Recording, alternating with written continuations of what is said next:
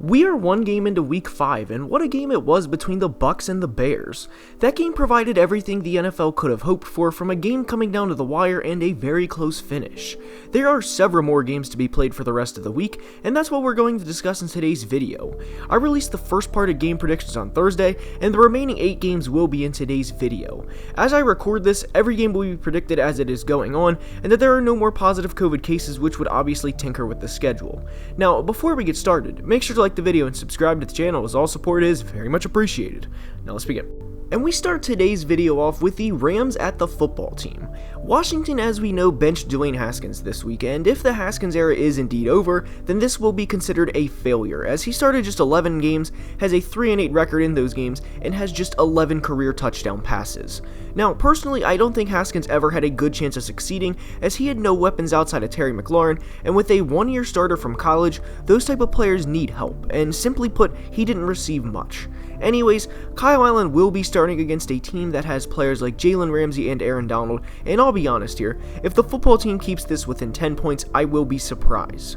The narrative that West Coast teams can't play on the East Coast has largely been put to rest this year, as I'm sure those teams were sick of hearing it and that they decided to do something about it. In week 1, the Raiders beat the Panthers, and although they're technically not West Coast, they are in the Pacific time zone, and the Seahawks beat the Falcons. The Rams are a much better football team than Washington from top to bottom, and as I record this Saturday morning, they are 7.5 point favorites. I would take the spread, and I have the Rams winning this one with a score of 24-13.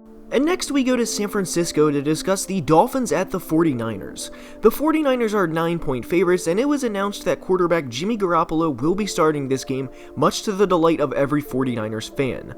They are coming off of a loss to the Eagles in a game where Nick Mullins threw a pick 6 that was Jameis Winston worthy. George Kittle was more than back, as he had 15 catches, and while that can't be expected every game, he can certainly eat against this Miami defense.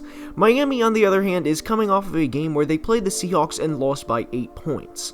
With Ryan Fitzpatrick as the quarterback, this game can go one of two ways. He can play like the MVP Fitzmagic, or he can play like the other Ryan Fitzpatrick. I wouldn't be surprised if the Dolphins keep this competitive, as I don't think it'll be a 38-17 type blowout, but I don't think it's going to come down to a last-second kick either. Had the 49ers not lost to the Eagles on Sunday night last week, I would surprise everyone and go with the Dolphins here, as this is a classic trap game. San Francisco lost to Atlanta last year at home, right before they played the Rams, but due to losing to Philly last week, I think Kyle Shanahan will have them ready to play and keep them focused against Miami. Miami is a team that can beat anyone on any given week, because a lot of the time they are looked over and more of a let's get this done quick type thing because we have a divisional game next week. We saw them give Buffalo everything they had in week 2, and Buffalo had a great team in the Rams the next week, and I can't think of a more perfect example than that. But for the sake of this game, the 49ers will be focused and come out with a win with a score of 27-17. And next is one of the most interesting games of the week, and it is the Colts at the Browns. It generally takes a few weeks for narratives of a season to start, or former narratives to end, and the one that is formed this year, and deservedly so might I add, is the Colts defense is legit. Aside from a silly week 1 loss to the Jags, the Colts have given up 29 points in 3 games, and whether the quarterback is Phillip Rivers or whoever, a team should be able to put up an average of 10 points per game and get a win, and of course they have. This is a particularly interesting game, as Cleveland is coming off of a 49-point performance against the Cowboys in a game where Odell Beckham looks like himself, as he had 154 total yards and 3 touchdowns. Something will have to give in this game, and I think it will be the Browns offense. The NFL is a very humbling league, and while the Browns and Browns fans are coming off of a high and a pure joy type game where they think their offense is finally clicking and everything in between, I think the Colts will come into Cleveland and win in a low-scoring game. Indy ran the ball 38 times last week, and the secret for them all year will be to play great defense and run the ball behind 56, and so far it is working. The Colts will wear teams out over the course of the year, and I have them winning this one.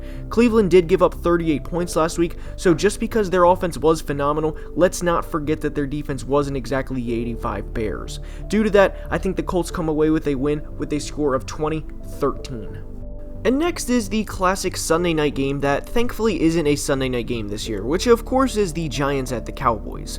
The combined records of these teams are 1-7, and while the Cowboys defense has been atrocious so far, they have played some great teams. They played the Seahawks and not surprisingly gave up 38 points to Russell Wilson and the gang.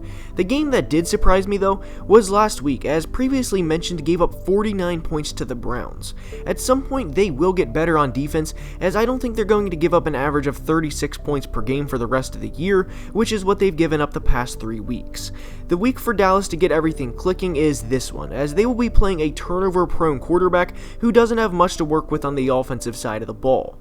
With the loss of Saquon, it will probably be some time before the Giants get their first win, and I don't see any way Daniel Jones goes into Dallas, throws for 400 yards and 4 touchdowns, and outduels Dak for their first win of the year.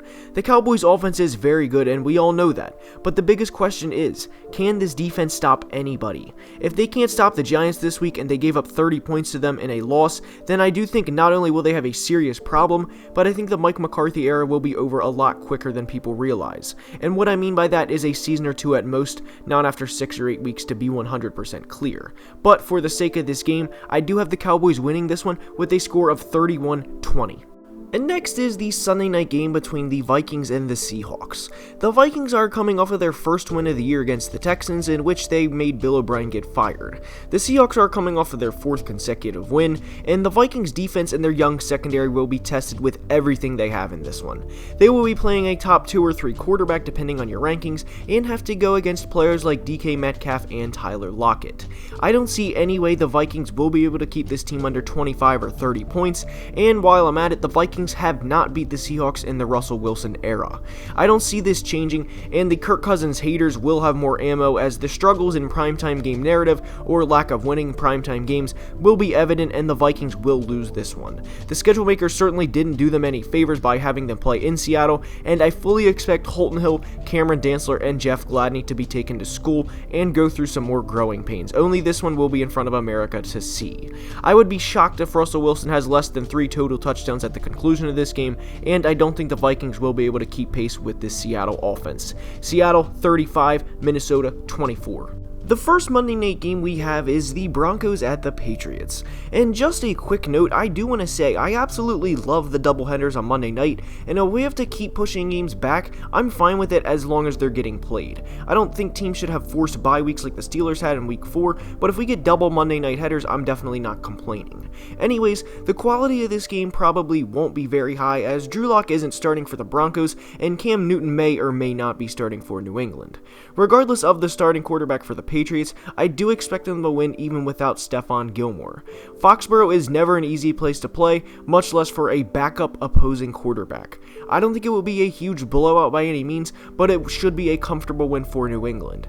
The Patriots did not look good Monday night against the Chiefs, but nobody is better at rebounding than Bill Belichick, and he will certainly have them ready to play against Denver. I'm sure he will dial up a lot of blitzes and mixed packages against them and make it a miserable day for the projected starter at this time, Brett Rippon.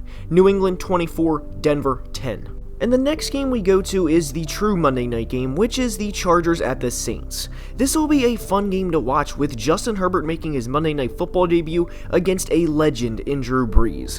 While it will be fun to watch Herbert play and see the strides he makes as a player, I just don't see the Chargers going into New Orleans and beating the Saints. Now, if they do that, I would be more than happy to admit I was wrong and congratulate the Chargers on a game well played. But the Saints are a shaky 2-2 football team, as they have losses to the Raiders and the Packers, and they simply can't afford to start the season 2-3 if they have Super Bowl aspirations. To me, this game represents a game where the Chargers have a bright future, and they know they do, while the Saints are at the tail end of a Super Bowl window, and they too know that. Drew can't play forever, and we have seen him take strides back this year, and he knows the team and the city of New Orleans needs a win.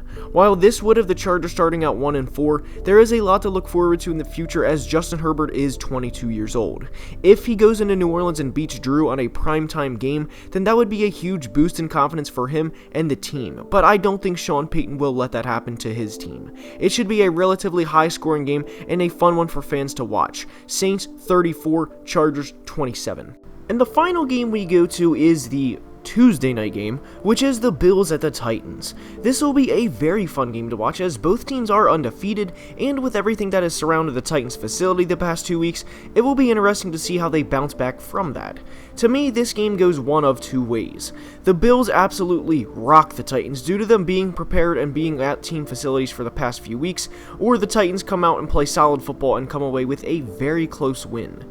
With everything surrounding this game, I don't think the Titans win even on their home turf. They were out of the facility for an extended period of time, and even though they had a bye week, I think that will show. If it does go this way, then everyone will be clowning the Titans on social media for what people will say, trying to ruin the NFL season and everything of that nature.